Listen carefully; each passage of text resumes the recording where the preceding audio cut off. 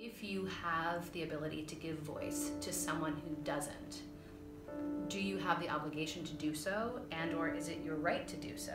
Do those people who don't have voices want you to speak on their behalf?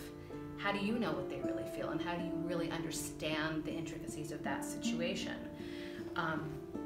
It's a really complex question and answer, and it's very different for every scenario.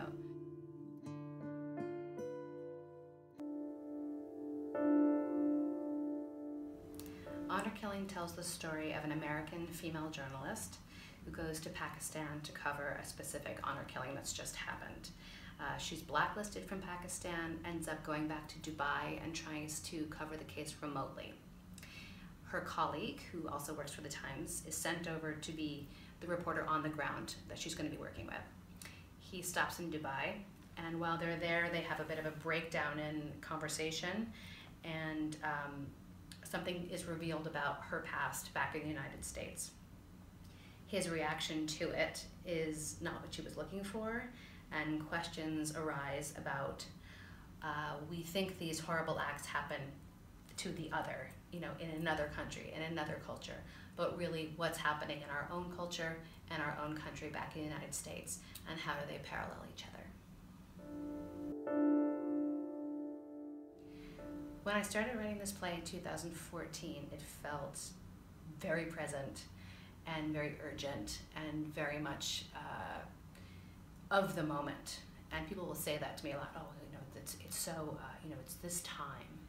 But the truth is that the concepts and the ideas that I'm talking about are they were this time in 2015. They were this time in 2016. They are certainly at this time in 2017. Unfortunately, these are not issues that are going away. These are issues that are more prevalent than ever.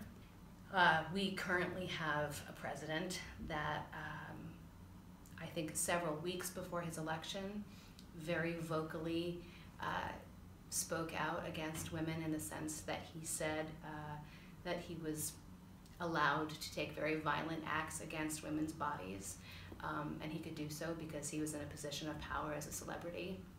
He spoke about them using words that were totally derogatory, and our country turned around and elected him to be the President of the United States. The play tries to address whether or not our country actually is misogynistic, and where we don't realize we're being misogynistic.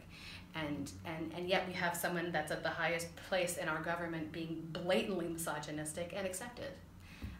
So I think it's the most critical time, more than ever, to talk about these issues, to have them addressed, to have someone walk out of the theater and say, oh, but that man would never say that.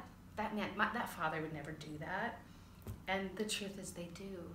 Not all of them, but many of them do that. And it's critical that we have accountability for that and have conversations about how that can change.